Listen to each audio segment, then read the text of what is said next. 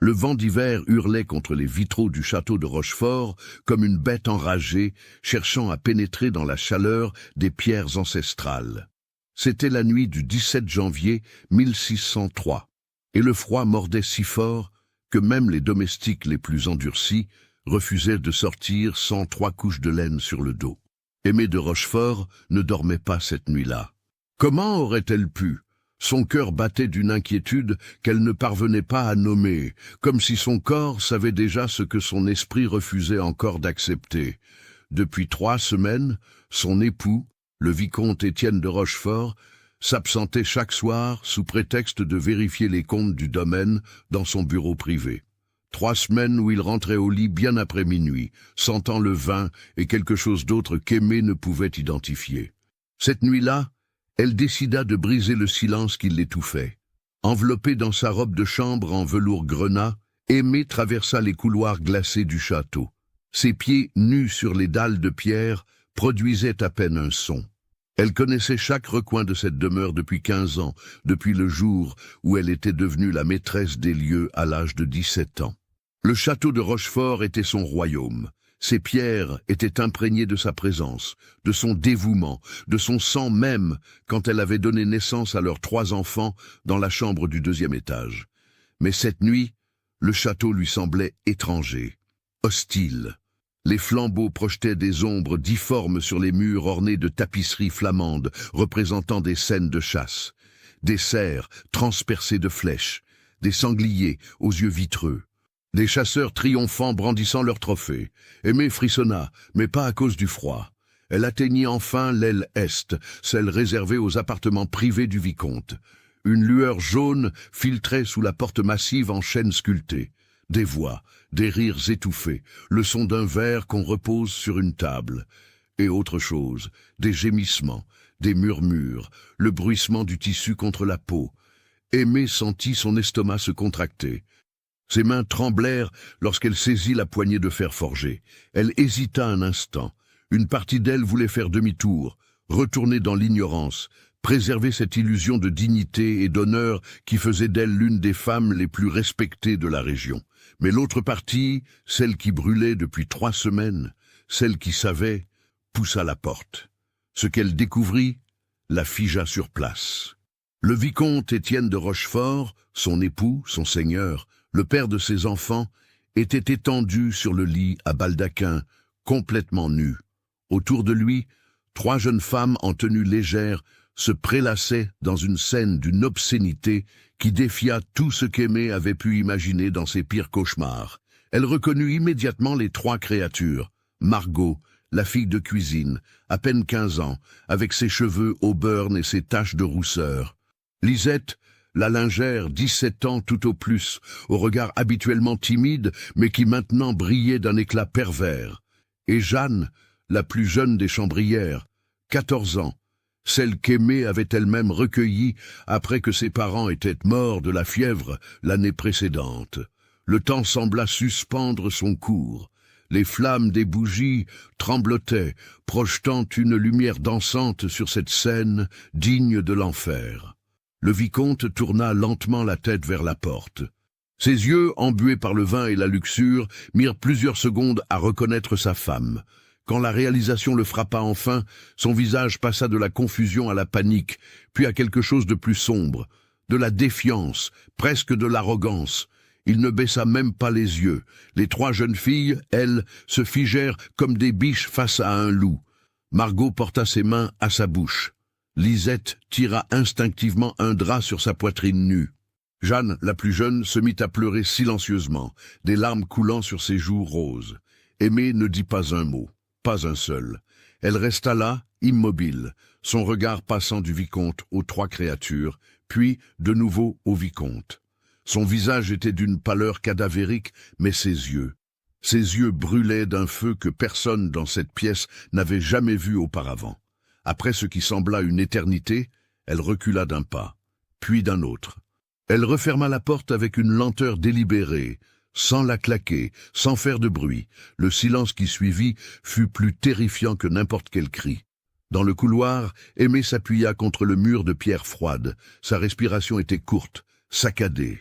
Son cœur tambourinait si fort dans sa poitrine qu'elle crut qu'il allait exploser. Mais ce n'était pas du chagrin qui l'envahissait. Ce n'était pas de la tristesse. C'était quelque chose de bien plus pur, de plus ancien, de plus dangereux. C'était de la rage. Une rage qui brûlait comme de l'huile bouillante, qui consumait tout sur son passage, qui transformait son sang en venin et ses pensées en lames aiguisées. Aimée de Rochefort, la femme qui avait toujours incarné la vertu, la piété et la dévotion conjugale, sentit quelque chose se briser en elle, quelque chose qui ne pourrait jamais être réparé.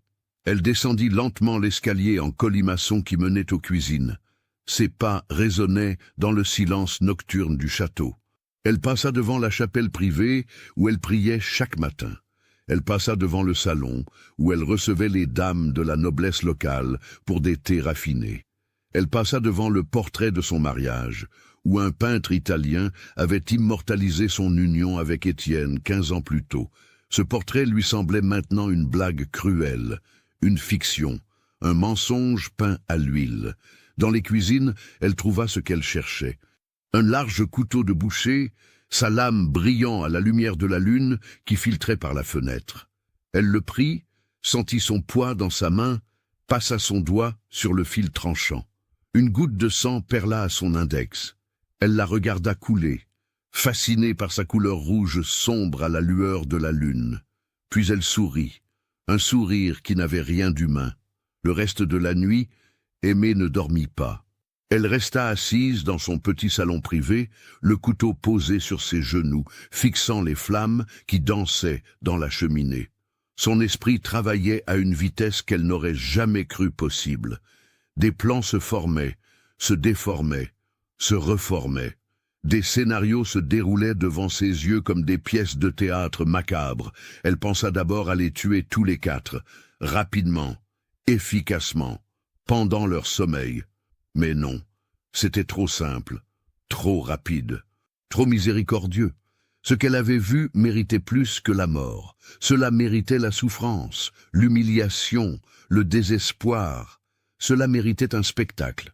Quand le soleil se leva le lendemain matin, peignant le ciel de nuances orangées et roses, Aimée était toujours assise à la même place. Mais quelque chose en elle avait changé. Si quelqu'un l'avait observée attentivement, il aurait remarqué que son regard était différent, plus froid, plus calculateur, plus dangereux. La vicomtesse Aimée de Rochefort était morte cette nuit-là. Ce qui avait pris sa place était quelque chose d'autre, quelque chose de bien plus terrifiant. Au petit déjeuner, elle se présenta dans la salle à manger comme si de rien n'était. Elle portait sa plus belle robe, en soie bleu nuit brodée de fils d'argent. Ses cheveux étaient impeccablement coiffés, retenus par des épingles en perles. Son visage était serein, presque lumineux. Le vicomte Étienne arriva quelques minutes plus tard, l'air hagard, les traits tirés par une nuit sans sommeil. Il évita soigneusement le regard de sa femme, s'asseyant à l'autre bout de la longue table en chêne. Ils mangèrent en silence. Le bruit des couverts contre la porcelaine était le seul son dans la vaste pièce. Les domestiques entraient et sortaient, servant le pain, le fromage, le vin chaud épicé, sans oser lever les yeux vers leur maître. Ce fut Aimée qui brisa finalement le silence. « Mon cher époux, dit-elle d'une voix douce, presque musicale, j'organise un petit souper ce soir. Rien d'extravagant, juste quelques personnes. J'aimerais que vous soyez présents. » Étienne leva enfin les yeux vers elle. Il y avait de la méfiance dans son regard, mais aussi quelque chose qui ressemblait à du soulagement. Peut-être pensait-il qu'elle avait décidé d'ignorer ce qu'elle avait vu. Peut-être croyait-il qu'elle choisirait la dignité du silence plutôt que le scandale de l'accusation. Il se trompait tellement. « Bien sûr, madame, » répondit-il d'une voix rauque. « Je serai là. » Aimée sourit.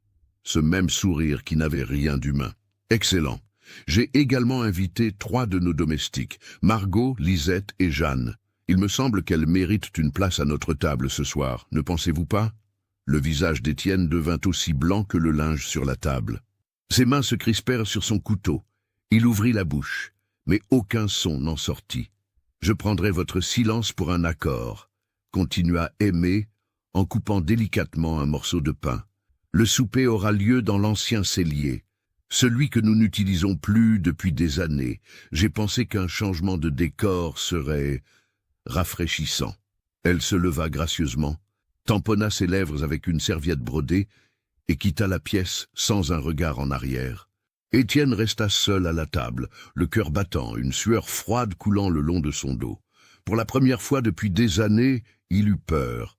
Vraiment peur, il aurait dû l'être. Le reste de la journée, Aimée fut une tornade d'activité.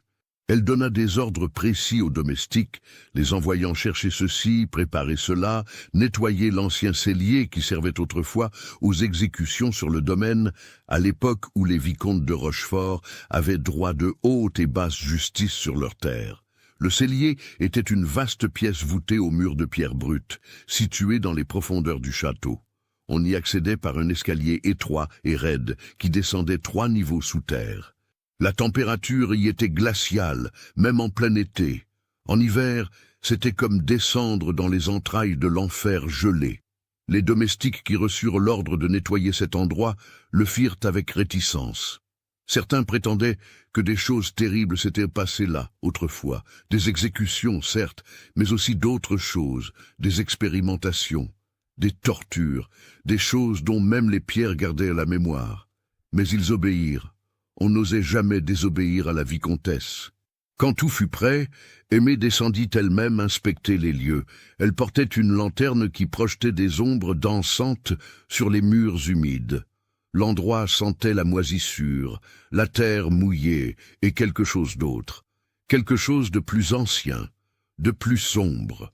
Au centre de la pièce, une longue table avait été dressée. 7 chaises l'entouraient. Sur la table, une nappe blanche immaculée, de la vaisselle en porcelaine fine, des couverts en argent, des verres en cristal. Un festin digne d'un banquet royal. Mais dans cet endroit lugubre, sous la lumière tremblotante des torches fixées au mur, cette élégance prenait un aspect grotesque, obscène. Aimée sourit. Tout était parfait. Elle remonta dans ses appartements et passa le reste de l'après-midi à se préparer.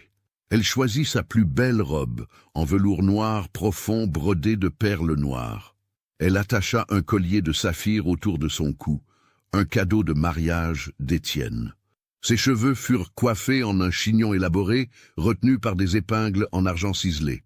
Quand elle se regarda dans le miroir vénitien de sa chambre, elle vit une femme magnifique, royale, terrifiante. Elle était prête.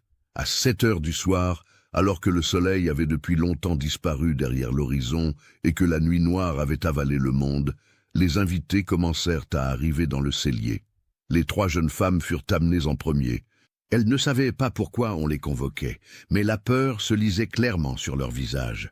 Margot tremblait visiblement. Lisette gardait les yeux baissés. Jeanne pleurait silencieusement. On les fit asseoir à la table. Elles se regardèrent, confuses, terrifiées, ne comprenant pas ce qui se passait. Puis, le vicomte arriva. Il descendit lentement l'escalier, chaque marche semblant peser une tonne sous ses pieds. Quand il vit les 3 jeunes femmes assises à la table, son visage devint cendreux. Il voulut faire demi-tour, mais 2 gardes bloquaient la sortie. Enfin, Aimée fit son entrée. Elle descendit l'escalier avec une grâce royale, sa robe noire bruissant sur les marches de pierre. Dans la lumière vacillante des torches, elle ressemblait à une apparition, une reine des ténèbres venant réclamer son dû. Elle prit place au bout de la table, face à son époux qui était assis à l'autre extrémité. Les 3 jeunes femmes étaient disposées entre eux comme des pions sur un échiquier. Un silence de mort régnait dans la pièce. Le seul son était le crépitement des torches et l'eau qui goûtait quelque part dans l'obscurité. Aimée frappa dans ses mains. 2 domestiques entrèrent, portant des plateaux couverts. Ils servirent le premier plat, une soupe aux légumes fumante. Personne n'y toucha. « Je vous en prie, » dit Aimée d'une voix suave. « Mangez. Ce serait dommage de laisser refroidir un si bon repas. » Personne ne bougea. « J'ai dit « mangez !» Le ton était devenu glacial, métallique, chargé d'une menace implicite qui fit frissonner tout le monde dans la pièce. Lentement, tremblants, les convives portèrent leurs cuillères à leurs lèvres. Étienne avait l'air d'un condamné avalant son dernier repas, ce qui, dans un sens, n'était pas loin de la vérité. Aimée, elle, ne mangea pas. Elle se contentait de les observer, un léger sourire aux lèvres, ses doigts tambourinant doucement sur la table. Quand les bols furent vides, elle se leva. « Maintenant que nous avons tous partagé un repas ensemble, comme une famille, » dit-elle, sa voix résonnant contre les voûtes de pierre, « j'aimerais jouer à un petit jeu. » Elle fit un signe. Les gardes fermèrent et verrouillèrent la lourde porte de fer qui était la seule sortie du cellier. Le bruit du verrou qu'on enclenche résonna comme un coup de canon. Les trois jeunes femmes se mirent à pleurer. Étienne se leva brusquement, sa chaise raclant bruyamment le sol de pierre. « Aimée, je vous en supplie, vous supplie ?» coupa-t-elle d'une voix si froide qu'elle aurait pu geler le sang dans leurs veines. « Vous me suppliez, comme c'est touchant, mais j'en ai bien peur, mon cher époux, le temps des supplications est révolu. » Elle s'approcha lentement de la table, ses doigts effleurant le dossier des chaises au passage. « Vous voyez, j'ai beaucoup réfléchi depuis la nuit dernière. J'ai pensé à notre mariage, à mes vœux, à mon honneur bafoué, à ces créatures, dit-elle en désignant les trois jeunes femmes, qui ont osé souiller mon lit, ma maison, ma famille. Ce n'était pas leur faute, cria Étienne. C'est moi qui... Silence! Le mot claqua comme un fouet. Ne tentez pas de jouer les martyrs. Vous me dégoûtez tous, mais ne vous inquiétez pas, j'ai préparé quelque chose de très spécial pour cette soirée. Quelque chose dont on se souviendra longtemps à Rochefort. Elle frappa de nouveau dans ses mains. Les domestiques réapparurent. Mais cette fois, ils ne portaient pas de plateau. Ils portaient des chaînes. « D'où me suivez-vous? Laissez un commentaire. » Les hurlements des trois jeunes femmes résonnèrent dans le cellier comme un chœur de damnés. Les chaînes cliquetèrent sinistrement, alors qu'on les attachait aux anneaux de fer scellés dans les murs, vestiges d'une époque plus sombre où le seigneur de Rochefort exerçait son droit de justice dans ces mêmes murs. Étienne tenta de se précipiter vers la porte, mais 4 gardes le maîtrisèrent rapidement. Ce n'étaient pas des gardes ordinaires, Aimée s'était assuré de cela. C'étaient des hommes venus des régions les plus reculées du domaine, des hommes dont les familles avaient été maltraitées par le vicomte, des hommes qui n'auraient aucune pitié ni hésitation à suivre les ordres de leur maîtresse. « Attachez-le à cette chaise », ordonna Aimée d'une voix calme, presque distraite. « Je veux qu'il ait la meilleure vue sur le spectacle. » Les gardes obéirent. Ils ligotèrent solidement Étienne sur une chaise en bois massif, utilisant suffisamment de cordes pour qu'il ne puisse pas bouger d'1 centimètre. Ses protestations, ses supplications, ses menaces n'eurent aucun effet. Pour la première fois de sa vie, le vicomte de Rochefort était impuissant. Aimée s'approcha de lui, se penchant si près que son souffle effleura son visage. « Vous allez regarder, » murmura-t-elle. « Vous allez regarder chaque seconde, chaque instant. Et si vous fermez les yeux ne serait-ce qu'une fois, je veillerai personnellement à ce que vos paupières soient cousues ouvertes. » Puis elle se redressa, lissant les plis de sa robe, et se tourna vers les 3 créatures enchaînées au mur. Margot sanglotait hystériquement. Lisette était recroquevillée sur elle-même, tremblant de tout son corps. Jeanne, la plus jeune, avait perdu connaissance, son corps pendant mollement, retenu seulement par les chaînes à ses poignets. Aimée s'approcha d'une petite table sur laquelle étaient disposés divers objets, des couteaux de différentes tailles, des pinces, des fers, des instruments dont l'usage était évident et terrifiant. Elle les caressa du bout des doigts, réfléchissant. « Savez-vous, » commença-t-elle d'une voix étrangement conversationnelle, « qu'autrefois, dans cette même pièce, mes ancêtres rendaient la justice. Ils jugeaient les traîtres, les voleurs, les adultères. Les châtiments étaient créatifs. » Elle saisit un petit couteau à la lame courbe. « Pour les voleuses, on coupait parfois les mains. Pour les menteuses, la langue. Pour les putains, eh bien, les possibilités étaient infinies. »« Aimée, je vous en conjure !» hurla Étienne, sa voix se brisant. « Elles ne sont que des enfants, ce n'est pas leur faute, c'est moi qui les ai contraintes. » Contrainte. Aimée se retourna vivement vers lui, ses yeux brillants d'une fureur glaciale. « Vraiment ? Elle semblait plutôt consentante hier soir. Elle riait, elle gémissait de plaisir. Non, mon cher époux, ce n'étaient pas des victimes innocentes. C'étaient des complices, et elles paieront comme telles. Elle se tourna vers Margot, qui tremblait si fort que les chaînes cliquetaient contre le mur de pierre. « Commençons par toi, ma belle. 15 ans, n'est-ce pas? Si jeune, si fraîche, si corrompue. » Aimé s'approcha lentement, le couteau brillant dans la lumière des torches. Margot hurla, tirant désespérément sur ses chaînes. « S'il vous plaît, madame, j'avais besoin d'argent pour ma famille. Mon père est malade. Je ne voulais pas. Tu ne voulais pas. » La voix d'Aimé était douce comme du velours, mais glacée comme la mort. « Pourtant, tu as accepté les pièces d'or que mon époux te donnait. Tu as accepté les bijoux, les robes. Tu les as acceptés avec plaisir, n'est-ce pas ?» Margot sanglotait, incapable de répondre. Aimé leva le couteau, puis s'arrêta. Un sourire lent, terrible, se dessina sur son visage. « Non, » dit-elle finalement. « Non, ce serait trop rapide, trop simple. Vous ne méritez pas une mort rapide. Vous méritez de comprendre, de souffrir, de regretter chaque instant, chaque souffle, chaque battement de cœur qui vous a amenés ici. » Elle posa le couteau et prit à la place une petite fiole de verre contenant un liquide ambré. « Savez-vous ce que c'est » demanda-t-elle, tenant la fiole à la lumière. « C'est une teinture que j'ai achetée à un apothicaire de Paris. Elle provient des Indes. Les indigènes l'appellent le feu liquide. Une seule goutte sur la peau provoque une douleur atroce, mais elle ne tue pas. Oh non, elle brûle, elle consume, mais elle laisse vivre. C'est merveilleux, n'est-ce pas ?» Les yeux de Margot s'élargirent de terreur. Elle secoua violemment la tête, ses cheveux auburn collés par la sueur à son front. « Pitié! Pitié !» Aimé éclata d'un rire qui n'avait rien d'humain. « Ai-je eu pitié quand j'ai vu mon époux souiller notre lit conjugal? Avez-vous eu pitié de mes enfants qui pourraient découvrir l'infidélité de leur père? Avez-vous eu pitié de mon honneur, de ma dignité, de tout ce que j'ai construit pendant 15 ans ?»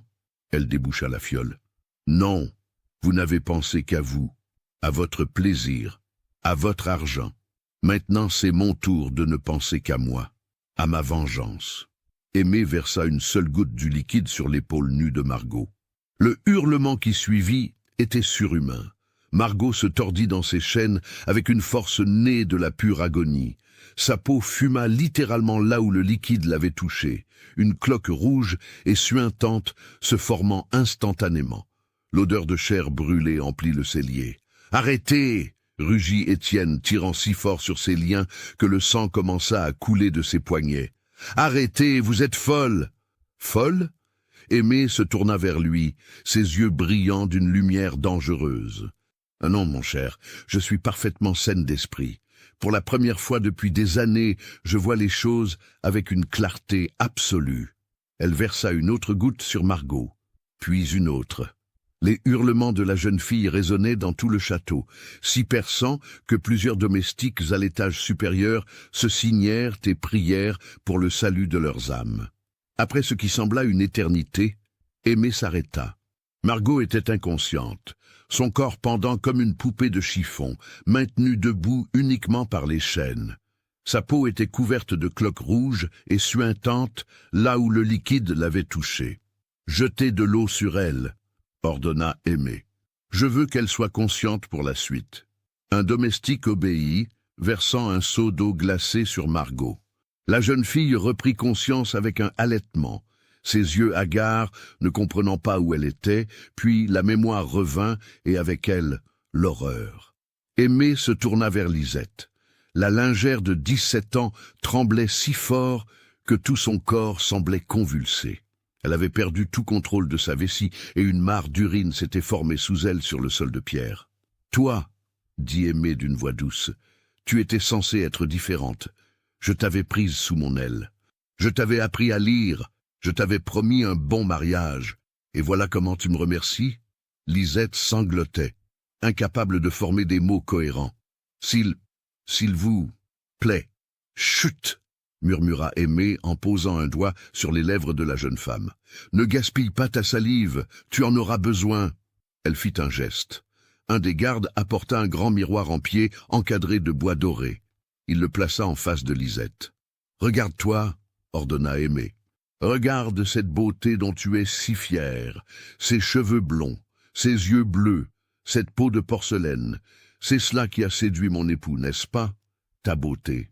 Lisette secoua la tête frénétiquement, mais ne put détourner les yeux du miroir. Aimée sortit de sa poche une petite paire de ciseaux en argent, des ciseaux qu'elle utilisait habituellement pour ses travaux de broderie. Des ciseaux délicats, avec des lames fines comme des rasoirs.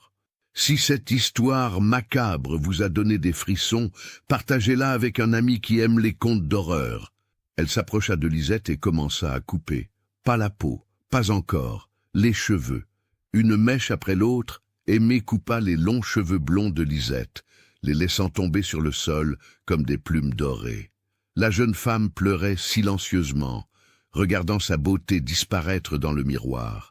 Quand il ne resta plus qu'un duvet inégal sur son crâne, Aimée recula pour admirer son œuvre. « Voilà qui est mieux, dit-elle, mais ce n'est qu'un début. » Elle reprit le couteau à la lame courbe. « Ton visage maintenant, cette peau si douce, si parfaite. Voyons si mon époux te trouvera toujours aussi désirable après cela. »« Non, hurla Étienne, je vous tuerai pour cela. » Aimée se tourna vers lui, un sourire glacial aux lèvres. « Me tuer?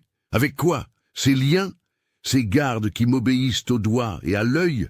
Non, mon cher, vous ne tuerez personne. Vous allez simplement regarder, et vous souffrirez 1000 fois plus que ces créatures ne souffriront jamais. » La nuit continua ainsi, une liturgie de douleur orchestrée avec une précision chirurgicale. Aimée ne tuait pas. Elle n'estropiait pas de manière permanente, mais elle faisait souffrir, elle brisait. Elle détruisait méthodiquement tout ce qui rendait ces jeunes femmes humaines, leur dignité, leur beauté, leur espoir. Le vicomte Étienne pleurait maintenant ouvertement, son visage ravagé par les larmes et le désespoir. Il suppliait, maudissait, promettait tout et n'importe quoi pour que cela s'arrête, mais Aimée continuait, implacable, méthodique, comme un chirurgien pratiquant une opération délicate. Quand Jeanne, la plus jeune, reprit finalement connaissance, Aimée était déjà devant elle. « À toi, dit-elle doucement, tu es la pire de toutes.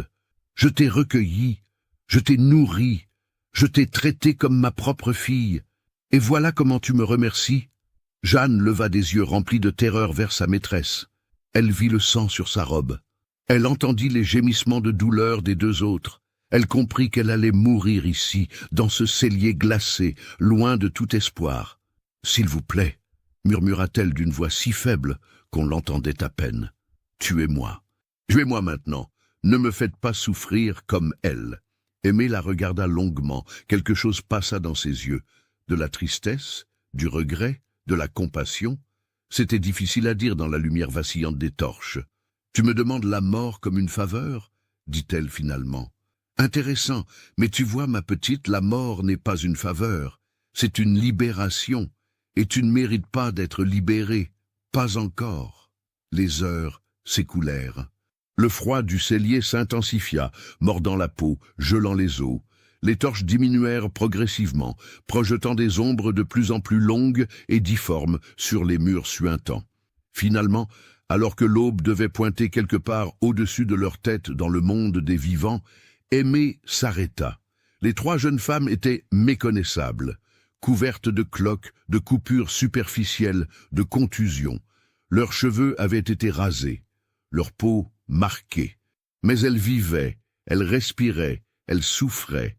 Aimée les contempla avec une satisfaction froide. « Voilà, dit-elle, le premier acte est terminé, mais ne vous inquiétez pas.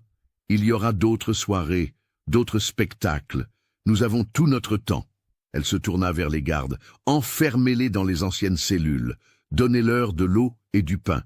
Je veux qu'elles restent en vie. Nous avons encore beaucoup à accomplir. » Puis, elle s'approcha d'Étienne. Le vicomte était brisé. Son visage était celui d'un homme qui avait vu l'enfer et compris qu'il n'en reviendrait jamais. « Quant à vous, mon cher époux, » murmura-t-elle en caressant doucement sa joue, « vous dormirez dans notre chambre ce soir, dans notre lit.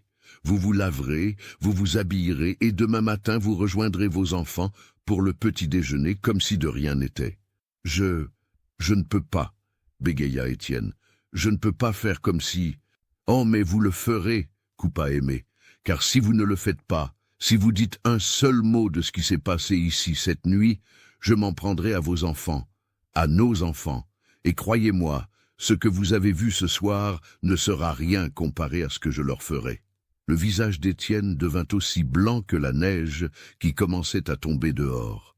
Il hocha la tête, vaincu, brisé, détruit. Aimé sourit. Elle claqua des doigts, et les gardes détachèrent le vicomte. Il tomba de la chaise, ses jambes ne le portant plus, et dut être soutenu pour remonter les escaliers. Seul dans le cellier maintenant, Aimé contempla la scène. Le sang sur la table, les chaînes vides, les instruments de torture encore disposés proprement sur la petite table. Elle prit une profonde inspiration, savourant l'odeur de sueur, de sang et de peur qui imprégnaient l'air. « Ce n'est que le début », murmura-t-elle à personne en particulier. « Ce n'est que le début ». Puis elle remonta les escaliers, ses pas résonnant dans le silence du château endormi, laissant derrière elle un enfer qu'elle avait elle-même créé. 3 jours s'écoulèrent. 3 jours pendant lesquels le château de Rochefort sembla reprendre son cours normal.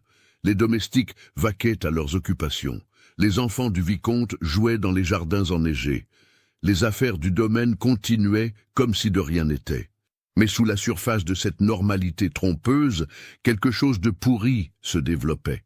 Le vicomte Étienne était devenu une coquille vide. Il se promenait dans le château comme un fantôme, les yeux vitreux, répondant par monosyllabes quand on lui adressait la parole. La nuit, il se réveillait en hurlant, couvert de sueur, hanté par les images de cette nuit dans le cellier. Aimé, qui dormait maintenant dans une chambre séparée, l'entendait mais ne faisait rien. Chaque cri était une musique à ses oreilles. Les 3 jeunes femmes étaient enfermées dans les anciennes cellules du château, des pièces minuscules creusées dans la roche même, sans fenêtres, sans lumière autre que celle des torches qu'on leur apportait une fois par jour avec leur maigre ration de pain et d'eau. Leurs blessures guérissaient lentement, mais leurs esprits, eux, restaient brisés. Aimé leur rendait visite chaque soir, pas pour les torturer physiquement, non. Elle avait découvert quelque chose de bien plus efficace, la torture psychologique. Elle s'asseyait sur un petit tabouret à l'extérieur de leur cellule et leur parlait. De leur avenir, de ce qui les attendait, des plans qu'elle avait pour elles. « Vous savez, » disait-elle d'une voix douce, presque maternelle, « j'ai beaucoup réfléchi. Vous tuer serait trop simple, vous relâcher serait trop dangereux. Alors, j'ai trouvé une solution bien plus créative. » Elle laissait le silence s'étirer, savourant la peur qui émanait des cellules obscures. « Je vais vous garder, ici, pour toujours. Vous deviendrez mes projets personnels, mon passe-temps. Chaque soir, je descendrai vous voir. Parfois, je serai clémente, parfois non. Vous ne saurez jamais à quoi vous attendre. Cette incertitude, cette attente constante de la douleur sera votre punition pour l'éternité. » Les sanglots qui lui répondaient était comme une mélodie. Mais le 4e jour, quelque chose changea. Un messager arriva au château. Il venait de Paris, portant une lettre scellée avec le blason royal. Aimé le reçut dans le grand salon, intriguée. Elle brisa le sceau et lut la lettre, son visage demeurant impassible. Quand elle eut fini, elle leva les yeux vers le messager. « Informez Sa Majesté que je serai honorée de recevoir sa visite, » dit-elle calmement. Le messager salua et repartit. Aimé resta seul dans le salon, la lettre dans les mains, un sourire étrange jouant sur ses lèvres. Le roi venait visiter le château de Rochefort. Dans 2 semaines, c'était un honneur immense, mais aussi une complication majeure. Ce soir-là, Aimé convoqua son époux dans son cabinet privé. Étienne entra, l'air hagard, tremblant légèrement comme il le faisait constamment maintenant. « Le roi vient nous rendre visite, » annonça-t-elle sans préambule. « Nous devons être prêts. Le château doit être impeccable. Nos domestiques doivent être irréprochables. »« Le roi, » répéta Étienne d'une voix creuse. « Mais les filles, dans le cellier, seront déplacées, » coupa Aimé. « Temporairement, dans un endroit plus discret. Ne vous inquiétez pas, mon cher époux. Je m'occupe de tout. » Elle s'approcha de lui, posant une main sur son épaule. Il tressaillit à son contact. « Vous devez vous ressaisir, » dit-elle d'une voix basse et dangereuse. Le roi ne doit rien soupçonner. Vous jouerez votre rôle de vicomte parfait, où je vous jure que ce qui s'est passé dans le cellier semblera une partie de plaisir comparée à ce que je vous ferai subir. » Étienne hocha la tête mécaniquement. Une marionnette dont Aimé tirait les ficelles. Les jours suivants furent une frénésie d'activité. Le château fut nettoyé de fond en comble. Les meilleurs cuisiniers de la région furent engagés. Les jardins furent taillés malgré la neige. Tout devait être parfait. Aimé supervisa personnellement chaque détail. Elle était partout à la fois, donnant des ordres, vérifiant chaque coin, chaque recoin. Les domestiques tremblaient quand elle passait, conscients qu'une seule erreur pourrait avoir des conséquences terribles. Une nuit, alors qu'elle inspectait les préparatifs dans les cuisines, le vieux majordome, François, s'approcha d'elle. Il servait la famille depuis 40 ans et était l'un des rares à oser lui parler directement. « Madame, dit-il à voix basse, les gens parlent. Dans le village, ils disent qu'ils entendent des cris venant du château la nuit. Ils disent que 3 jeunes filles ont disparu. » Aimé se tourna vers lui, son visage impénétrable. « Et qu'est-ce que les gens disent d'autre, François ?» Le vieil homme hésita puis continua. « Ils disent que le vicomte est devenu fou. Ils disent que vous pratiquez la sorcellerie. Certains parlent même d'appeler l'Inquisition. » Un long silence suivit. Aimé fixait le majordome, son regard perçant ses yeux vieillis. Puis elle sourit, ce sourire qui glaçait le sang. « Dis-leur, dit-elle d'une voix douce comme du miel empoisonné, que s'ils osent répandre de telles calomnies, je veillerai personnellement à ce que leur langue soit arrachée. Dis-leur que le vicomte est malade, rien de plus. Dis-leur que les 3 filles se sont enfuies avec des vagabonds. Dis-leur tout ce que tu veux, mais fais-les taire. » François hocha la tête, pâle comme un linge. « Et François, ajouta Aimé alors qu'il s'éloignait, si jamais tu penses à me trahir, rappelle-toi que je connais tes secrets. Je sais pour ta fille, illégitime, dans le village d'à côté. Je sais pour l'argent que tu as détourné des comptes du château l'année dernière.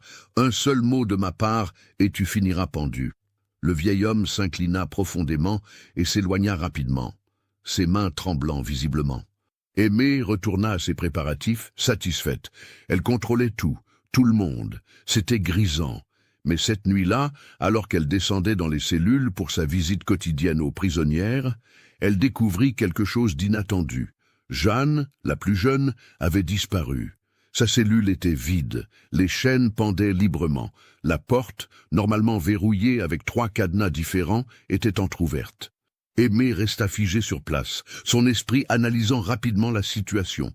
Comment était-ce possible? Les gardes étaient loyaux. Les cellules étaient censées être impénétrables. Pourtant, elle se précipita vers la cellule suivante. Margot était toujours là, recroquevillée dans un coin, tremblant de froid et de peur. Dans la 3e cellule, Lisette était également présente, ses yeux vides fixant le mur de pierre. Mais Jeanne avait disparu. Aimé remonta précipitamment les escaliers et convoqua les gardes. Ils jurèrent tous qu'ils n'avaient rien vu, rien entendu. Personne n'avait quitté le château. Les portes étaient toutes verrouillées. C'était impossible. Soutenez notre chaîne en cliquant sur le bouton « Merci » en forme de cœur afin que nous puissions continuer à vous proposer des histoires aussi sombres et captivantes que celle-ci. Aimé ordonna une fouille complète du château. Chaque pièce, chaque corridor, chaque recoin fut inspecté, mais Jeanne demeura introuvable. C'était la nuit avant l'arrivée du roi que la vérité éclata.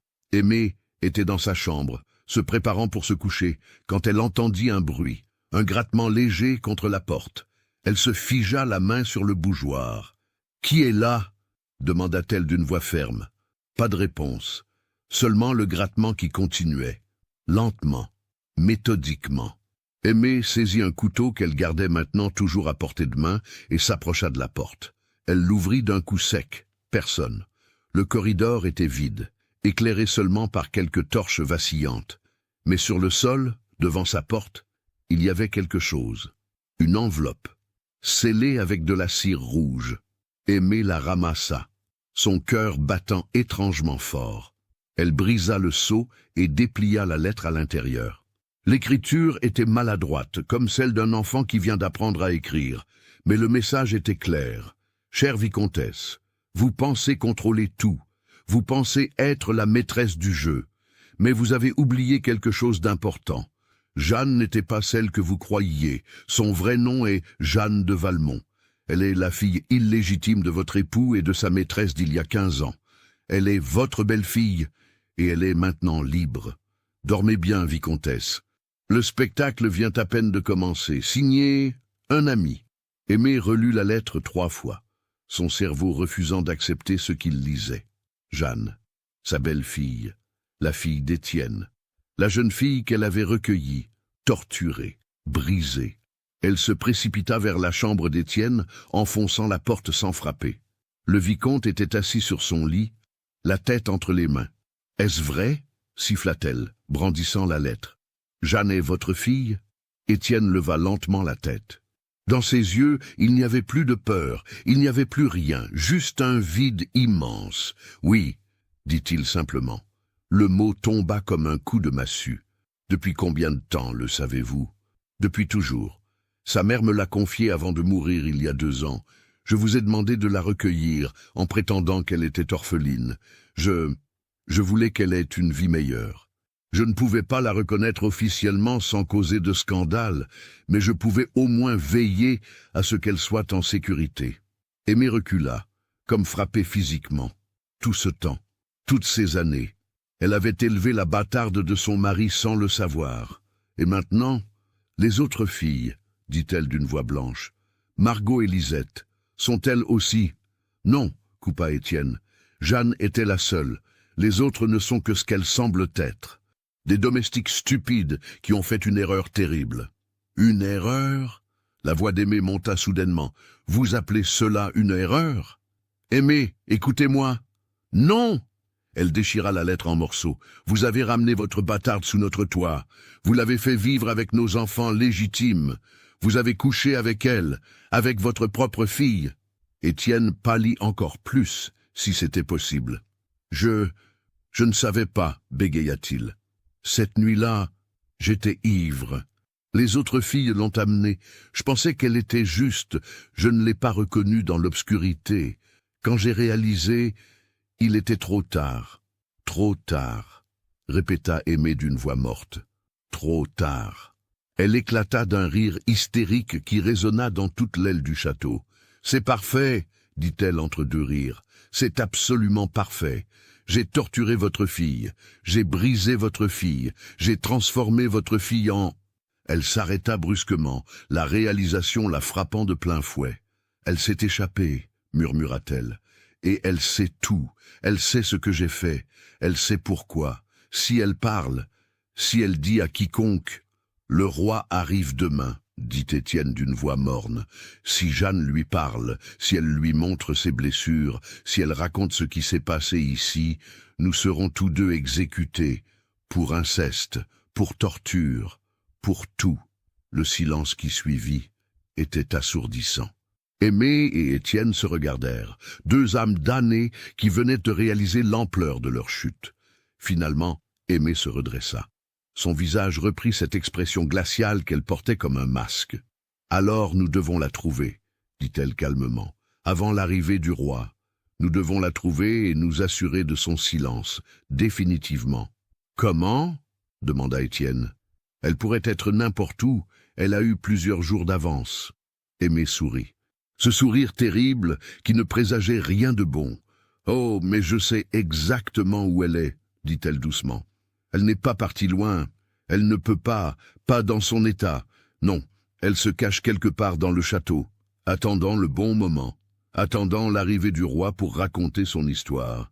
Comment pouvez-vous en être sûr? Parce que c'est exactement ce que je ferais à sa place. Aimé se dirigea vers la porte, puis s'arrêta. Préparez-vous, mon cher époux. Demain, quand le roi arrivera, nous jouerons le rôle de notre vie, et pendant ce temps, mes hommes fouilleront chaque centimètre de ce château. Et quand nous la trouverons... » Elle ne finit pas sa phrase. Elle n'en avait pas besoin. Le message était clair. Cette nuit-là, aucun des 2 ne dormit. Aimé resta éveillé dans son cabinet, planifiant, stratégisant, préparant chaque éventualité. Étienne, lui, resta dans sa chambre, contemplant le gouffre dans lequel ils avaient tous les deux plongé. Quelque part dans l'obscurité du château, Jeanne de Valmont se cachait également, brisée dans son corps, mais pas dans son esprit, attendant, planifiant sa propre vengeance contre celle qui l'avait tant fait souffrir. Le spectacle était loin d'être terminé. En fait, il ne faisait que commencer. L'aube du 3 février 1603 se leva dans une explosion de roses et d'or, comme si le ciel lui-même voulait honorer la visite royale. La neige avait cessé pendant la nuit, laissant le domaine de Rochefort couvert d'un manteau blanc, immaculé, qui scintillait sous les premiers rayons du soleil. Le château était en effervescence. Les domestiques couraient dans tous les sens, effectuant les derniers préparatifs. Les cuisines embaumaient les odeurs de pain frais, de viande rôtie et de pâtisseries sucrées. Dans la cour d'honneur, une garde d'honneur s'était formée, les hommes en livrée aux couleurs des Rochefort, attendant l'arrivée du cortège royal. Aimée se tenait dans sa chambre, se regardant dans le grand miroir vénitien. Elle portait sa plus belle robe, en velours bleu roi brodé de fils d'or, un collier de perles et de diamants autour du cou, ses cheveux coiffés en un chignon élaboré, surmonté d'une petite couronne dorée, incrustée de saphir. Elle était l'image même de la noblesse raffinée. Mais ses yeux trahissaient la tempête qui faisait rage sous cette façade parfaite. Ils étaient injectés de sang par le manque de sommeil, cernés d'ombres profondes qu'elle avait tenté de masquer avec de la poudre de riz. Jeanne demeurait introuvable. Toute la nuit, les gardes avaient fouillé le château de fond en comble. Chaque pièce, chaque passage secret, chaque recoin avait été inspecté. Rien. La jeune fille semblait s'être évaporée dans l'air. Un coup discret à la porte interrompit ses pensées. « Entrez !» dit-elle d'une voix calme, qui contrastait avec la fureur qui bouillonnait en elle. François, le vieux majordome, entra et s'inclina profondément. « Madame, le cortège royal a été aperçu. Il sera là dans moins d'1 heure. »« Très bien. Tout est prêt ?»« Oui, madame. Chaque détail a été vérifié. »« Et le vicomte ?»« Il vous attend dans le grand salon, madame. » Aimée hocha la tête et renvoya le majordome. Elle jeta un dernier regard dans le miroir, ajusta sa couronne et descendit. Étienne l'attendait effectivement dans le grand salon. Lui aussi était habillé magnifiquement, en pourpoint de velours noir brodé d'argent, une cape doublée d'hermine sur les épaules. Mais son visage était celui d'un homme qui marchait vers l'échafaud. Ils ne se parlèrent pas. Il n'y avait rien à dire qui n'ait déjà été dit. Ils restèrent simplement là, côte à côte, 2 acteurs, attendant que le rideau se lève sur la plus importante représentation de leur vie. Le son des trompettes résonna dans la vallée. Le roi était là. Le cortège royal était impressionnant. Des dizaines de cavaliers, de carrosses dorés, de gardes en armure étincelante. Au centre, dans le carrosse le plus somptueux, se trouvait le roi lui-même, Henri IV, monarque de France et de Navarre. Aimée et Étienne descendirent les marches du château pour accueillir leur souverain, suivis par toutes leurs maisonnées. Ils s'agenouillèrent dans la neige alors que le roi descendait de son carrosse.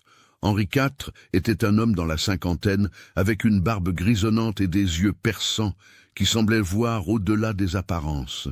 Il était connu pour être un monarque sage et juste, mais aussi pour avoir l'œil pour détecter les mensonges et les traîtrises. « Vicomte, vicomtesse !» dit-il d'une voix forte qui portait dans l'air froid. « Relevez-vous, c'est un honneur de visiter votre magnifique domaine. »« L'honneur est nôtre, votre majesté !» répondit Aimée avec une révérence parfaite. Le roi entra dans le château, accompagné de sa suite. Aimée et Étienne jouèrent leurs rôles à la perfection, montrant les salons richement décorés, la chapelle avec ses vitraux flamands, les jardins enneigés avec leurs statues antiques. Le roi semblait impressionné. Il complimenta l'architecture, la décoration, la qualité du vin qu'on lui servit. Aimée respirait un peu plus facilement. Peut-être que tout se passerait bien. Peut-être que Jeanne ne se montrerait pas. Le banquet eut lieu dans la grande salle, sous les lustres en cristal qui projetaient 1000 feux sur les murs recouverts de tapisseries. Des dizaines de plats furent servis, faisant rôtis, sangliers, poissons en sauce, pâtés en croûte, fruits confits, vins des meilleures régions. Le roi mangeait avec appétit, conversant aimablement avec ses hôtes. Il parla de politique, de guerre, des tensions avec l'Espagne. Aimé et Étienne acquiesçaient, riaient aux bonnes remarques, jouaient le jeu de la noblesse parfaite. Mais Aimé gardait un œil sur chaque porte, chaque fenêtre, chaque ombre. Où était Jeanne? Quand frapperait-elle? Le banquet touchait à sa fin quand cela arriva.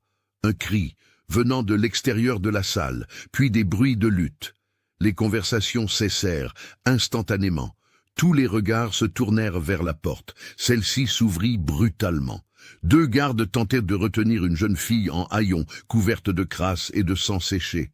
Ses cheveux avaient été rasés de manière inégale. Son visage portait les marques de brûlures et de coupures en voie de guérison. Jeanne, elle se débattait comme une possédée, hurlant à plein poumon. « Votre Majesté, je vous en supplie, écoutez-moi » Le roi se leva, fronçant les sourcils. La salle entière était figée. « Qui est cette jeune fille » demanda-t-il d'une voix sévère. Aimé sentit son sang se glacer. C'était fini. Tout était fini. Mais elle ne pouvait pas abandonner maintenant. Elle devait jouer jusqu'au bout. « Votre Majesté » dit-elle d'une voix inquiète, « cette pauvre enfant était une de nos domestiques. Elle souffre de graves troubles de l'esprit. Elle s'est enfuie il y a plusieurs jours et nous la cherchions avec désespoir. »« Mensonge !» hurla Jeanne. « C'est un mensonge !» Les gardes la maintenaient fermement, mais elle continuait de se débattre avec une force née du désespoir. « Votre Majesté, s'il vous plaît, regardez mon corps, regardez ce qu'ils m'ont fait. Cette femme, elle désigna Aimé, cette démone m'a torturé, elle m'a brûlé, coupé, brisé. » Un murmure horrifié parcourut l'assemblée. Le roi fit un geste et les gardes relâchèrent Jeanne. Elle tomba à genoux, sanglotant. « Raconte !» ordonna le roi d'une voix grave. Et Jeanne raconta tout, la découverte d'Aimé, la nuit dans le cellier, les tortures, les 2 autres filles qui étaient encore enfermées quelque part dans le château. Elle raconta avec un tel luxe de détails, avec une telle émotion brute, que personne ne pouvait douter de sa sincérité. Quand elle eut fini, le silence dans la salle était assourdissant. Tous les regards se tournèrent vers Aimé et Étienne. Le visage du roi était devenu de pierre. « Est-ce vrai ?» demanda-t-il d'une voix qui ne laissait place à aucune échappatoire. Aimé ouvrit la bouche, mais aucun son n'en sortit. Pour la première fois depuis des semaines, elle ne savait pas quoi dire. Comment mentir face à tant d'évidence? Ce fut Étienne qui parla. « Votre Majesté, dit-il d'une voix brisée, cette jeune fille est ma fille illégitime. » Un nouveau murmure, plus fort cette fois, parcourut l'assemblée. Étienne continua, les mots se déversant de sa bouche comme un barrage qui cède. « Je l'ai ramenée ici il y a 2 ans, sans révéler sa véritable identité à mon épouse. J'ai commis l'erreur terrible de la souiller. Dans un moment de faiblesse et d'ivresse, j'ai couché avec elle et 2 autres domestiques. Ma femme nous a découverts. Ce qu'elle a fait ensuite, il s'effondra, incapable de continuer. Le roi se tourna vers Aimé. Ses yeux étaient froids comme l'acier. « Vicomtesse de Rochefort, dit-il formellement, vous êtes accusée de torture, de séquestration et de cruauté envers vos serviteurs. Avez-vous quelque chose à dire pour votre défense ?» Aimé le regarda. Puis elle regarda Jeanne, agenouillée sur le sol, tremblante mais triomphante. Puis elle regarda Étienne, cet homme qu'elle avait aimé autrefois et qu'elle haïssait maintenant de toute son âme. Et elle sourit. « Défense ?» dit-elle d'une voix étrangement calme. « Non, votre Majesté, je n'ai aucune défense à offrir. Ce que j'ai fait, je l'ai fait en pleine conscience. Cet homme, elle désigna Étienne, a bafoué nos vœux sacrés. Il m'a humilié. Il a souillé notre lit conjugal avec non pas 1, non pas 2, mais 3 créatures, dont sa propre fille. » Sa voix monta chargée d'une passion terrible. « Vous parlez de justice, votre Majesté? Où était la justice quand je découvrais mon époux dans les bras de ces catins? Où était la justice quand je réalisais que j'avais élevé sa bâtarde comme ma propre servante? Où était la justice pour moi? La justice n'autorise pas la torture, » répliqua le roi. « Non ?» Aimé éclata d'un rire amer. « Et pourtant, vous-même, votre Majesté, n'avez-vous pas ordonné des exécutions publiques? des tortures pour les traîtres. Quelle est la différence? La différence est que je suis le roi. Et moi j'étais la maîtresse de ce domaine. J'avais le droit. Vous n'aviez aucun droit. Le roi frappa du poing sur la table. Emmenez-la, emmenez-les tous les deux. Ils seront jugés à Paris pour leurs crimes. Les gardes royaux s'avancèrent. Aimée ne résista pas. Elle se laissa enchaîner avec une dignité étrange, comme une reine marchant vers son exécution. Étienne, lui, s'effondra complètement. Il pleurait, suppliant qu'on lui pardonne, jurant qu'il n'avait jamais voulu que tout cela arrive. Jeanne, toujours agenouillée sur le sol, regardait la scène avec des yeux vides. Elle avait gagné, elle avait obtenu justice. Mais elle ne ressentait aucune joie, seulement un vide immense. Qu'avez-vous pensé de l'histoire?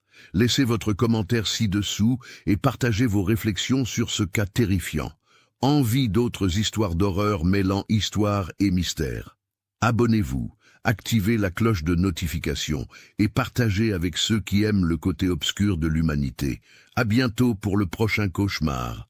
Avant qu'on emmène Aimée, elle se tourna vers Jeanne une dernière fois. « Tu penses avoir gagné ?» dit-elle doucement. « Mais tu as perdu bien plus que tu ne le réalises. Tu portes maintenant le poids de ce qui s'est passé. Pour le reste de ta vie, tu ne seras jamais libre. » Puis elle se tourna vers les gardes. « Allons-y. J'ai hâte de voir Paris une dernière fois. » 6 mois s'écoulèrent. Le procès du vicomte et de la vicomtesse de Rochefort avait défrayé la chronique dans tout le royaume. Jamais affaire aussi sordide n'avait impliqué des membres de la haute noblesse. Les détails révélés au cours du procès avaient choqué même les esprits les plus endurcis de la cour parisienne. Le verdict tomba en juillet 1603. Étienne de Rochefort fut reconnu coupable d'inceste et d'adultère. Il fut condamné à être décapité en place publique. L'exécution eut lieu par une journée caniculaire d'août. On dit qu'il pleura jusqu'au dernier moment, implorant le pardon de Dieu et de sa fille. Aimée de Rochefort, quant à elle, fut reconnue coupable de torture, de séquestration et de cruauté extrême. Normalement, elle aurait dû être brûlée vive, le châtiment réservé aux femmes coupables de crimes aussi graves. Mais le roi, reconnaissant qu'elle avait été poussée à la folie par la trahison de son époux, commua sa peine. Elle fut condamnée à la réclusion perpétuelle dans un couvent isolé en Bretagne, où elle passerait le reste de ses jours dans la prière et la pénitence. Certains dirent que c'était une clémence, d'autres pensèrent que c'était un châtiment pire que la mort. Le château de Rochefort fut confisqué par la couronne. Les 3 enfants légitimes d'Aimée et Étienne furent placés sous la tutelle d'une branche éloignée de la famille. Jeanne, reconnue officiellement comme fille illégitime du vicomte, reçut une petite pension et fut envoyée dans un couvent différent, loin de la Bretagne, loin de tout ce qui pouvait lui rappeler l'horreur qu'elle avait vécue. Margot et Lisette, les 2 autres jeunes filles qui avaient survécu, furent également prises en charge par l'Église. On leur donna de nouvelles identités, de nouvelles vies, loin de Rochefort. Mais les cicatrices, tant physiques que mentales, ne s'effacèrent jamais vraiment. Dans le couvent de Bretagne, Aimée passa les premières années de sa réclusion dans un silence complet. Elle ne parlait à personne, ne priait jamais, se contentait de rester assise dans sa cellule minuscule, fixant le mur de pierre grise pendant des heures. Les nonnes qui s'occupaient d'elle disaient qu'elle ne montrait aucun signe de repentir. Pas de larmes, pas de regrets. Juste ce silence terrible et ce regard vide. Mais après 3 ans, quelque chose changea. Aimée commença à écrire. Elle demanda du papier, de l'encre, des plumes. La mère supérieure, espérant que c'était un signe de repentance, accepta. Aimée écrivit pendant des années, des milliers de pages. Pas des confessions, pas des prières, des lettres adressées à quelqu'un qui n'existait plus, des lettres à Jeanne. Dans ces lettres, découvertes après sa mort, Aimée ne s'excusait jamais. Elle expliquait, elle analysait, elle décortiquait chaque moment de cette nuit terrible et des jours qui suivirent. Elle écrivait sur la trahison, sur la rage, sur le besoin de vengeance qui avait consumé son âme. Elle écrivait sur l'amour aussi, sur l'amour qu'elle avait eu autrefois pour Étienne, et comment cet amour s'était transformé en haine, sur l'amour qu'elle portait à ses enfants, et la terreur qu'ils puissent découvrir la vérité sur leurs parents, sur l'amour qu'elle aurait peut-être pu avoir pour Jeanne, si elle avait su la vérité dès le début. « Tu me demanderas pourquoi je ne regrette pas », écrivait-elle dans une de ses dernières lettres. « Comment je peux avoir fait ce que j'ai fait sans éprouver de remords ? La vérité, ma chère enfant, est que le remords implique que l'on aurait agi différemment si on pouvait revenir en arrière. Mais moi, si je pouvais retourner cette nuit-là, cette nuit où j'ai poussé cette maudite porte, je ferais exactement la même chose, car dans ce moment, dans cette rage pure et terrible, j'étais enfin libre. Libre de toutes les contraintes, de toutes les conventions, de tous les mensonges que la société nous impose. J'étais enfin moi-même, dans toute ma noirceur et ma vérité. Jeanne ne reçut jamais ces lettres. Elle vivait sa propre vie, ou plutôt, elle essayait. Elle avait pris le voile à 20 ans, cherchant dans la religion un refuge contre les démons qui hantaient ses nuits. Mais la paix lui échappait toujours. Elle faisait des cauchemars. Toutes les nuits, elle revivait cette nuit dans le cellier. La douleur, la peur, le regard d'aimer, ce regard glacial qui semblait transpercer son âme. Elle se réveillait en hurlant, couverte de sueur, griffant son propre corps comme pour arracher les souvenirs gravés dans sa chair. Les autres nonnes priaient pour elle. Elles disaient qu'elle était possédée par des démons. Mais Jeanne savait la vérité. Ce n'étaient pas des démons. C'était pire, c'étaient des souvenirs. Et contrairement aux démons, les souvenirs ne pouvaient pas être exorcisés. Elle vécut ainsi pendant 23 ans, 23 ans de prières mécaniques, de silence pesant, de nuits sans sommeil. Puis, en 1626, elle mit fin à ses jours. On la trouva pendue dans sa cellule, un bout de corde attaché au barreau de sa fenêtre. Elle avait 38 ans. Dans la poche de sa robe, on trouva un morceau de papier. Un seul mot y était écrit. « Pardon ». Mais était-ce un pardon qu'elle demandait, ou qu'elle accordait? Margot et Lisette eurent des destins similaires. Margot se maria à un fermier dans un village reculé. Elle eut 6 enfants. Elle ne parla jamais de ce qui s'était passé à Rochefort, même pas à son mari. Mais ses enfants se souvenaient de la terreur dans ses yeux quand quelqu'un frappait à la porte à l'improviste. Elle mourut à 45 ans, usée par les années de dur labeur et par les fantômes qui ne la quittaient jamais. Lisette, elle, ne se maria jamais. Elle resta dans le couvent où on l'avait placée, devenant une aide cuisinière silencieuse et efficace. Elle ne riait jamais, ne souriait jamais. Les autres nonnes disaient qu'elle était simplement timide.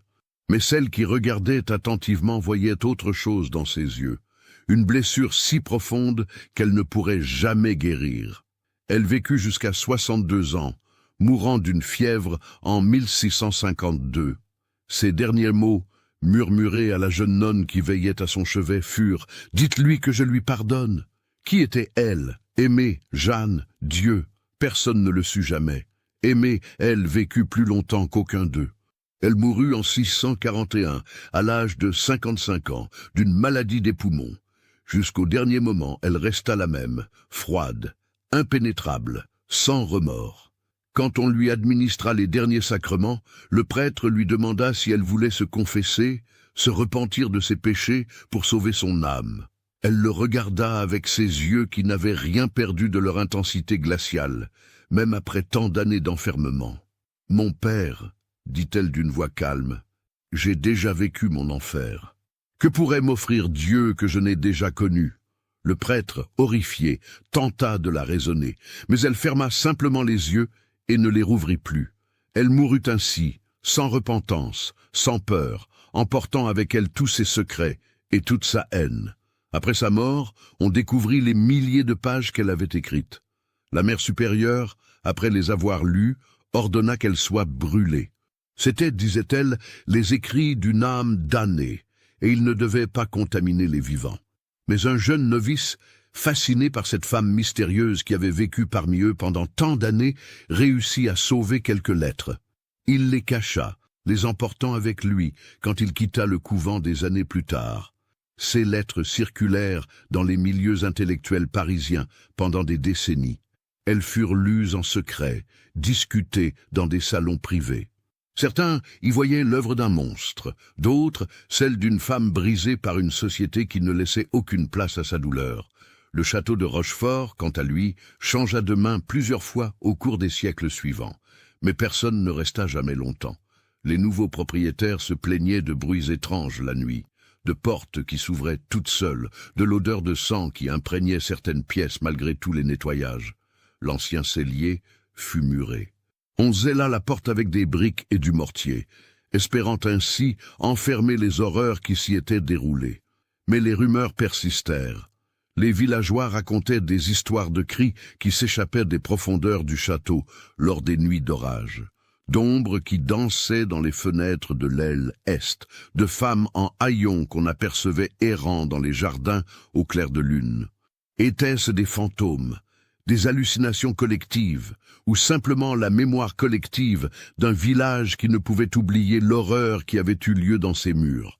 En 1789, pendant la Révolution française, le château fut saccagé par une foule en colère.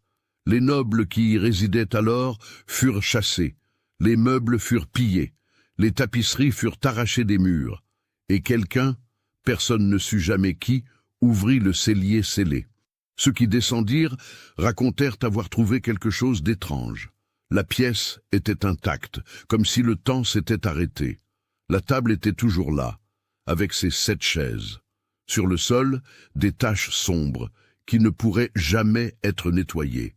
Et sur les murs, gravés dans la pierre avec ce qui semblait être des ongles humains, des mots en latin, une prière, une malédiction, Memoria aeterna doloris, vindicta numquam moritur, la mémoire éternelle de la douleur.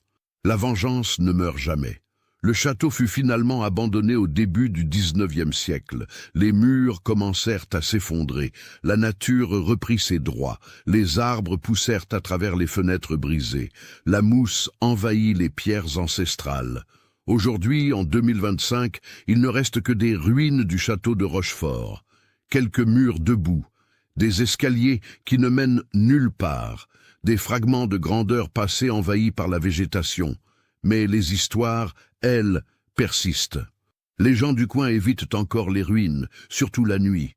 Ils racontent des histoires à leurs enfants, des histoires sur la vicomtesse folle et sa terrible vengeance, des histoires qui changent avec chaque génération, qui s'embellissent, qui deviennent des légendes. Certains disent que si on se rend aux ruines lors d'une nuit d'hiver, particulièrement le 17 janvier, on peut encore entendre les échos de ce qui s'est passé. Des rires, des pleurs, des cris de douleur qui semblent venir des profondeurs de la terre. D'autres prétendent avoir vu une femme en robe noire, errant parmi les ruines, cherchant quelque chose, cherchant toujours. Mais quoi? Le pardon? La vengeance? Sa propre humanité perdue? Personne ne le sait vraiment. Ce qui est certain, c'est que l'histoire d'Aimée de Rochefort, de son épouse Étienne, et des 3 jeunes femmes dont les vies furent de briser cette nuit-là, continue de fasciner et d'horrifier. C'est une histoire qui parle de trahison, de rage, de vengeance, mais aussi d'amour perverti, de justice corrompue, et de la facilité avec laquelle les êtres humains peuvent devenir des monstres. Aimée n'était pas née monstre, elle était née femme, dans un monde qui ne laissait aucune place à la colère féminine. Quand cette colère éclata enfin, elle ne connaissait plus de limites, ne reconnaissait plus de règles. Était-elle folle? Était-elle mauvaise? Ou était-elle simplement humaine, trop humaine, confrontée à une trahison qu'elle ne pouvait supporter? Les historiens débattent encore de ces questions. Les psychologues analysent son cas comme un exemple extrême de trauma et de dissociation. Les féministes y voient tantôt une victime du patriarcat, tantôt une abuseur qui ne mérite aucune compassion. La vérité, probablement, est quelque part entre tout cela. Aimée était complexe, contradictoire, impossible à réduire à une seule étiquette. Elle était victime et bourreau, brisée et brisante, humaine et monstrueuse. Et c'est peut-être cela qui rend son histoire si terrifiante. Pas les actes de torture eux-mêmes, aussi horribles soient-ils, mais la reconnaissance que dans les bonnes ou mauvaises circonstances, avec la bonne ou mauvaise pression, n'importe lequel d'entre nous pourrait devenir comme elle. Nous aimons penser que nous sommes fondamentalement bons, que nous ne pourrions jamais commettre de tels actes. Mais Aimé pensait probablement la même chose avant cette nuit du 17 janvier 1603. Et puis quelque chose s'est brisé, quelque chose qui ne pouvait être réparé. Le château de Rochefort est en ruine maintenant, ses pierres s'effritent, ses secrets sont révélés. Mais l'histoire demeure, gravée non dans la pierre, mais dans la mémoire collective. Une mise en garde, un rappel. Un rappel que la vengeance, quelle que soit sa justification, ne rachète jamais, elle ne répare rien, elle ne guérit personne, elle ne fait que créer plus de douleur, plus de souffrance, plus de brisures. Aimée a obtenu sa vengeance, elle a fait souffrir ceux qui l'avaient trahi. Elle les a brisés comme elle avait été brisée, mais qu'a-t-elle gagné? Quelques nuits de satisfaction glaciale, puis une vie entière d'enfermement, une éternité de damnation, si l'on croit en ces choses. Et les autres, Jeanne, Margot, Lisette, Étienne, tous brisés, tous détruits, tous condamnés à porter le poids de cette nuit pour le reste de leur vie trop courte. Il n'y a pas de gagnants dans cette histoire, seulement des perdants, seulement des victimes. Même Aimée, qui pensait être la maîtresse du jeu, était en fin de compte une victime de son propre besoin de vengeance. Les ruines du château de Rochefort se dressent toujours dans la campagne française, témoins silencieux d'une horreur vieille de plus de 4 siècles. Les touristes passent parfois, prennent des photos, lisent les panneaux explicatifs qui racontent une version édulcorée de l'histoire. Mais il ne reste jamais longtemps. Il y a quelque chose dans cet endroit, quelque chose de lourd, quelque chose de sombre. Quelque chose qui murmure que certaines histoires ne devraient jamais être oubliées, non pas pour être célébrées, mais pour servir d'avertissement. La vengeance de la vicomtesse de Rochefort n'est pas une légende glorieuse. Ce n'est pas une histoire de triomphe. C'est une tragédie sur ce qui arrive quand la douleur se transforme en haine, quand l'amour se corrompt en rage, quand l'humanité cède la place à la monstruosité. Et peut-être que le plus terrifiant dans tout cela, c'est de réaliser que cette transformation peut arriver à n'importe qui, qu'elle est arrivée, encore et encore, à travers l'histoire, et qu'elle continuera probablement d'arriver tant que les êtres humains porteront en eux cette capacité de blesser et d'être blessés. Le spectre d'Aimée de Rochefort erre peut-être toujours dans les ruines de son château, ou peut-être pas. Peut-être que les morts trouvent enfin la paix que les vivants ne connaissent jamais, mais son histoire, elle, ne mourra jamais. Elle persiste, elle hante, elle rappelle, car la mémoire de la douleur est vraiment éternelle. Et la vengeance, une fois commencée, ne se termine jamais vraiment. Elle se perpétue, de génération en génération, d'histoire en histoire, de cœur brisé en cœur brisé. C'est l'héritage d'Aimée de Rochefort, pas un château, pas un titre, pas même un nom respecté. Juste une histoire, une terrible, fascinante, horrifiante histoire qui nous rappelle ce que nous pourrions devenir si nous laissons la noirceur en nous prendre le dessus. Et peut-être que c'est la leçon finale. Non pas que nous devons éviter la vengeance parce qu'elle est moralement mauvaise, mais parce qu'elle nous détruit autant qu'elle détruit nos ennemis, peut-être même plus. Aimée a passé 38 ans en prison pour 3 nuits de vengeance. Elle a survécu à toutes ses victimes. Mais peut-on vraiment appeler cela de la vie, enfermée dans une cellule minuscule, sans amour, sans joie, sans espoir, ressassant encore et encore ces moments de rage pure? C'est cela, le vrai prix de la vengeance, non pas la punition légale, pas même la condamnation sociale, mais la prison qu'on construit pour soi-même, barre par barre, avec chaque acte de cruauté, chaque moment de haine nourrie. Les ruines de Rochefort resteront.